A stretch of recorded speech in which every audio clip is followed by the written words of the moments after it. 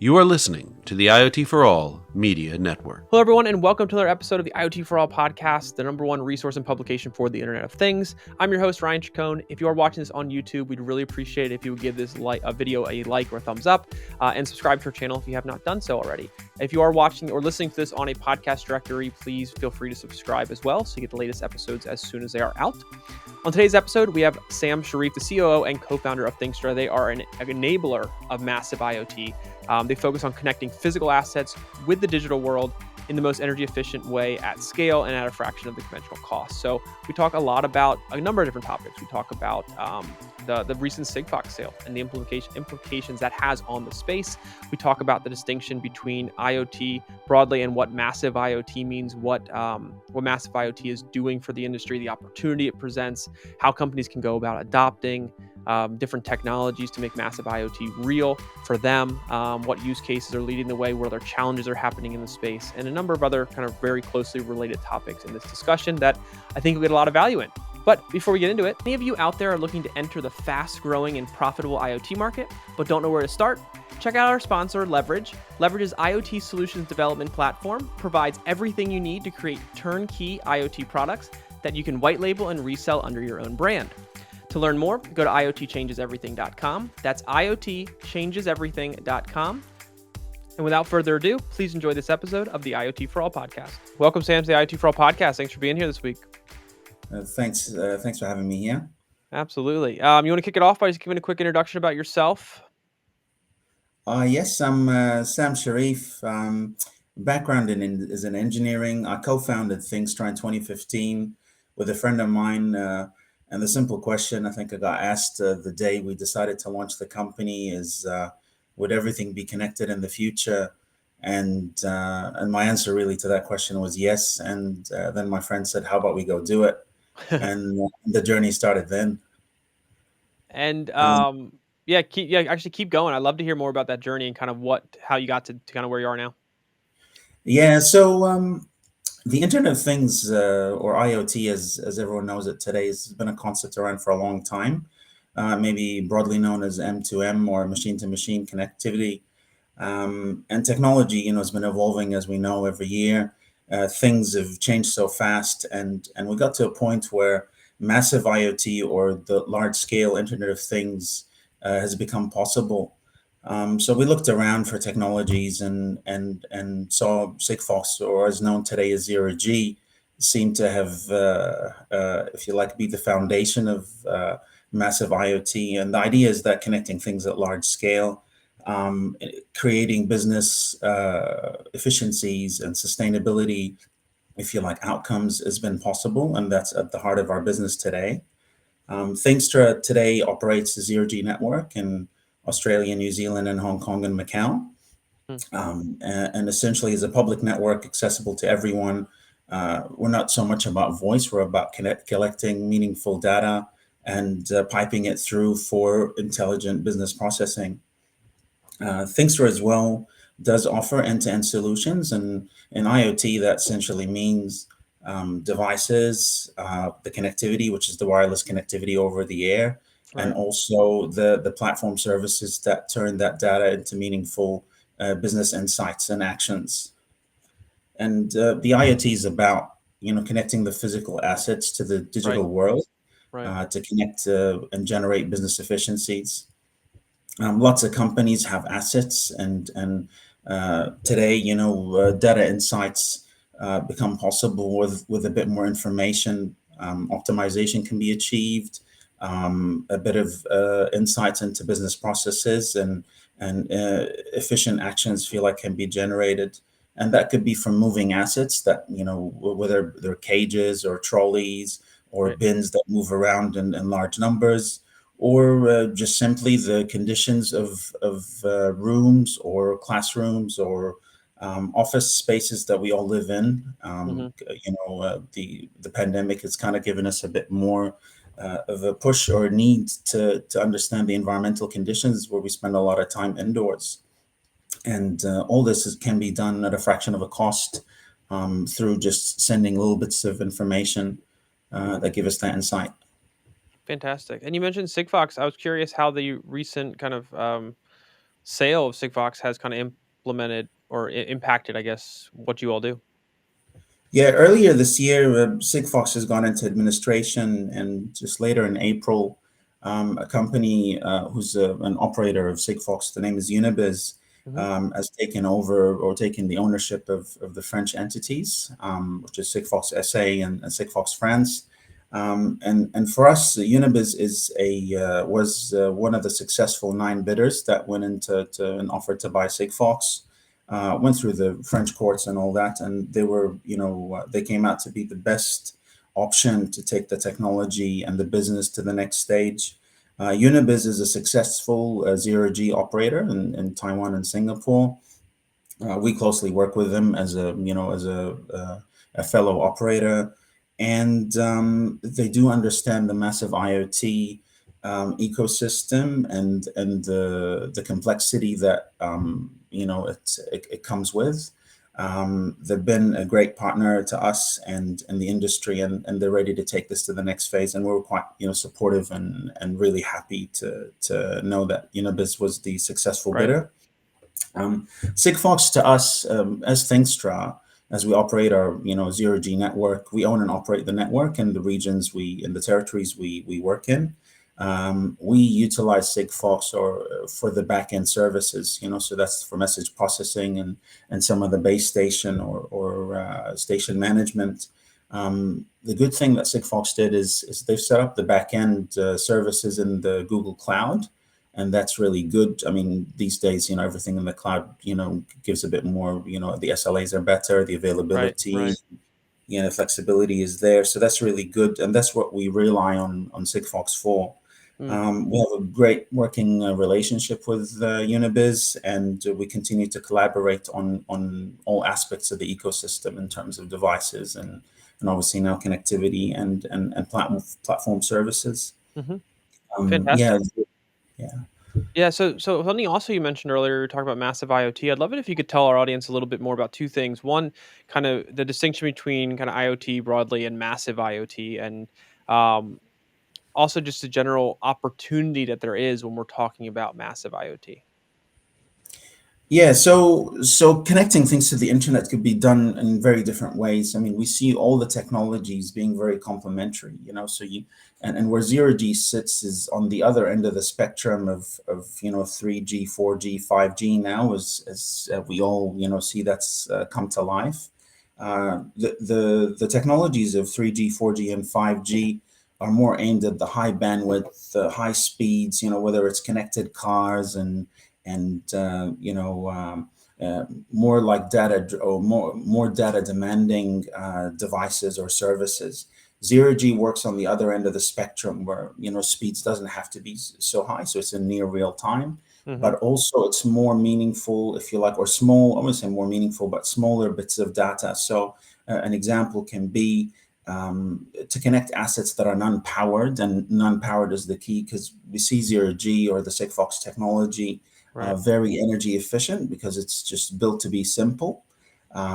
Then you can do things that are non-powered at real mass scale. So whether you're connecting cages or you're connecting bins or you're connecting trolleys, that's kind of where we play. And massive IoT to us is connecting devices or connecting assets at a really large scale, and just extracting. And the simple question we ask is, where are you, for example, to an asset, and how are you feeling? Are you too hot? Are you too cold?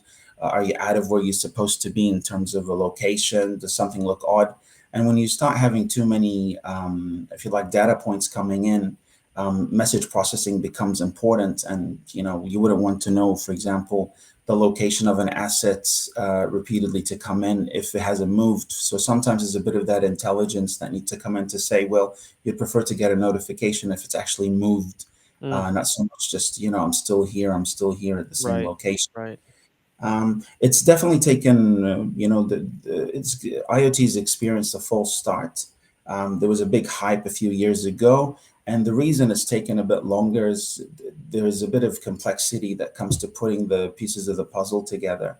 When I talk about the pieces, it's the devices, the network, and the platform really making sense of the data and giving simplifying it to the end user. of what actions are needed to improve the business efficiencies, or to make decisions. Right. Yeah, zero G is definitely a technology that enables that. Because the battery life, the total cost of ownership is always a consideration in massive IoT. It's not Hmm. just necessarily the cost of the hardware Right. or the software or the connectivity. It's essentially the total cost of how often do you need to swap the batteries. Yep. Battery life makes a difference into the TCL, and also the cost of installation, all that. So it's taken some time for, if you like, education of the market has taken a while. That Right. transformation does take time, but we can see definitely the demand is ramping up in our regions and globally. Yeah, I was going to ask you. It seems like massive IoT has grown in popularity over the last number of months and even beyond that. We've had a number of guests on the podcast talk about massive IoT, and what do you think are the biggest contributors? I know you've kind of talked about a few of them a second ago, but what are the biggest contributors to that adoption difference that we're seeing with massive IoT versus just general IoT, kind of across the board? So one is, yeah, so there's a few factors that go into that. One is that businesses, obviously, on their strategies and on the strategy map, if you like, have now come to terms with saying we need to do something different, and there's value to be extracted out of the data to, if you like, improve business operations and maybe maintain a competitive edge, or offer new different or different types of services to their existing customers, or gain market share. And generally, being the first mover in a business takes a bit of time, and which means, I mean, when you go and buy, for example, a TV, it's not the first time you buy a TV, so you kind of know exactly what you're looking for in terms of specs. A lot with IoT, what we've seen is the customers, if you like, have not had information, because it's a kind of exercise.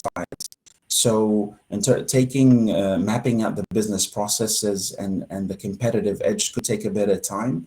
But what we do find is, once a first mover is made and someone's proven it, it takes time to prove it, and generally that's done through a POC or a POC, as it's called, where you are there not to just to prove the technology, to actually prove the business case that you're set out to test. And once that's done, generally the effort of implementation and the mapping out of how that can be done is done fairly quickly. So it's taken a bit of time for the reason of putting all the pieces of the puzzle together. It needs to be done right, and needs to be done perfectly right, to be honest. But Yep. once that's done, you can see the scale starts happening. Absolutely. Yeah, it's a really interesting thing to kind of just observe from our standpoint. I wanted to also ask, in the conversations you have with customers, are there any kind of common challenges that they have when it comes to starting and successfully deploying their IoT on their IoT journey? Yes, with any project, you do find difficulties. Generally, the form factor of, once you get past the business case, improving the business case, once you get the data in, the data processing, and at the end of the day, once data is processed, in some way, the business actions have to change as a result, and change management in that sense is needs to be done properly. Somebody's job would change in a way that all of a sudden they've got insights and there's a different to-do list, for example. So I'll give you an example. One of our customers owns, and we've served them through, if you like, Optus. The company's called Careers Please. They own quite a lot of cages, 3,500 cages they decided to connect.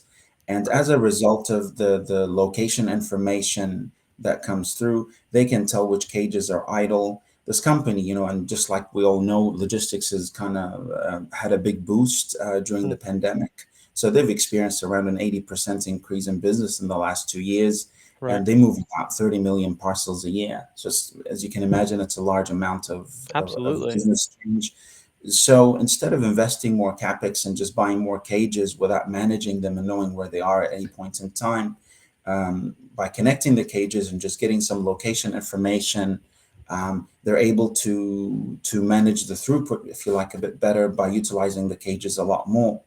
Um, and as the business expands, you kind of scaling and adjusting operations according to more information available. So somebody's to-do list, for example, could be on a weekly or even a daily basis to say, hey, these cages have been idle in these. And as you can imagine, Australia is quite a large continent.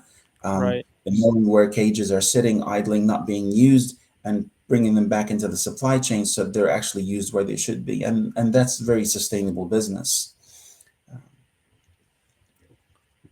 Absolutely. Yeah.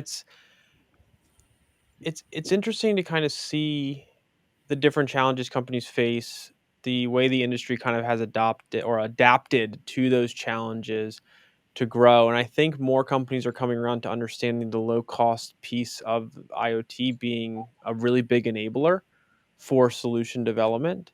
How do you kind of see this moving forward? Just out of curiosity, like from where we are now, I know you mentioned we talked about just IoT in general, kind of experienced somewhat of a false start. It hasn't really caught on as quickly as people expected it to, despite all the hype that's been there. But I do feel like we are moving kind of out of that into more positive growth.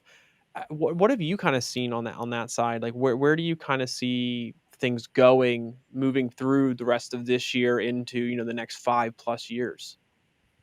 Oh, absolutely. I could probably one trend that's let's say quite common at the moment is there's the customer expectations have been adjusted. Like I think there's expectation now from customers that data is to be used when providing a service or a product. And I'll give you a bit of an example. We have a partner of ours, name is Loscam, was launched a track and trace solution. So they service a lot of the supermarkets. They're an asset pooler in a sense. They've adjusted, they created a track and trace solution offering and are managing to gain market share as a result of that. And they've had, I mean, as every business has tracking challenges when you have, thousands or hundreds of thousands of assets is difficult because, Right. the amount of manual work required if you were to, stay on top of everything takes time. So they've implemented a track and trace solution using the zero G technology and some of the services we offer them to essentially to ensure, for example, the location of the goods that are transported through their bins and their assets and the temperature, the environmental conditions. And slowly you can see the customers that they have are kind of seeing that as a differentiator, and they see this as a differentiator in the service offering they have.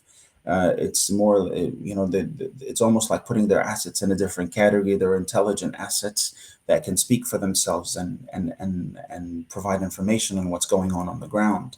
Right. Definitely can see that customers, and there's the ESG component as well. There's that. Are we really being right to the environment by not using data that's possible to use, or we could tweak things and do things better, Hmm. reduce our emissions and do things a Right. bit more effectively. And that's on the side of actually just doing the right business practices in terms of, are we deploying our capex effectively and reducing our opex as a result of data that's possible Yep. and actually achievable. And as you see more use cases being successful, you can see the trend heading that way. It's like those who are sitting on the fence wondering, well, is it really possible to get data from devices these days? And once that's seen, you can see that they jump on the journey and say, okay, let's give it a go and have a look if it's really Mm. possible. Yeah. I think that's really important to mention because the successes that more companies that have not adopted IoT are able to see other companies have with their adoption of IoT, I think goes a long way in helping the industry grow. I think there's a lot of hesitations, there's a lot of misconceptions about IoT technology, solutions, different use cases out there. And the more we can successfully show what IoT can do, it's more affordable now, it's easier to deploy. And obviously, every use case is different, every environment in which you deploy is different. But more options, more technologies are developed. as pretty regularly now, that it's making things more affordable. So you don't have to necessarily choose a more expensive connectivity because it's the only thing out there. You don't have to choose certain hardware because there's no other options. There's tons of different paths that companies can go, and working with a company who understands that and all the different components and how to put it all together, I think really is a big advantage for companies looking to adopt IoT. And it just starts with that conversation. It starts with that learning and that educational component. Um, and the more we can deploy successful applications, the better it is for everyone involved in the industry.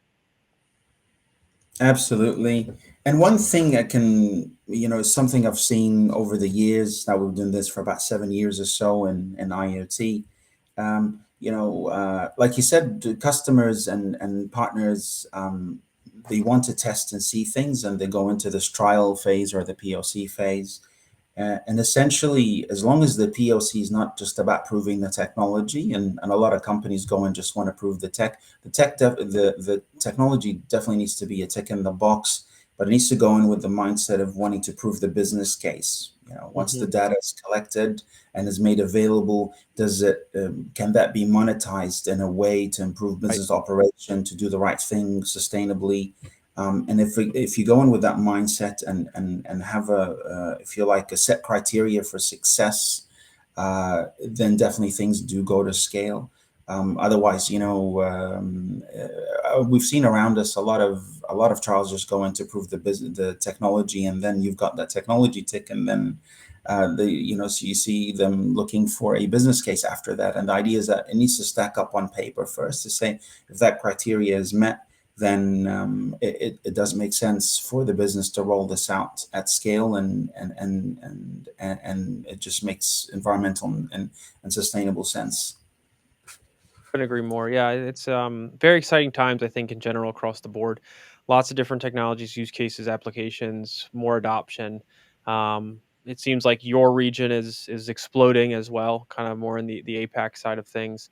So definitely interesting times. And I think the conversation we've had today shed a lot of light on that. And I really appreciate your time and your insights. For audience out there who wants to learn more, get a better sense of kind of what you all are doing, maybe follow up with questions to this episode, stay in touch, anything like that, what's the best way they can do that? Just go to our website, Thinxtra.com. And we're happy to bring things to scale. And like we say, see everything, do less, and no more. Yeah, absolutely. Well, Sam, thank you so much for your time. Really appreciate it. Audience, I think, is going to love this episode. It's a very relevant topic, and provides a lot of optimism going forward for the space. So thanks again. Thank you for having me. All right, everyone. Thanks again for watching that episode of the IoT For All podcast. If you enjoyed the episode, please click the thumbs up button, subscribe to our channel, and be sure to hit the bell notification so you get the latest episodes as soon as they become available. Other than that, thanks again for watching, and we'll see you next time.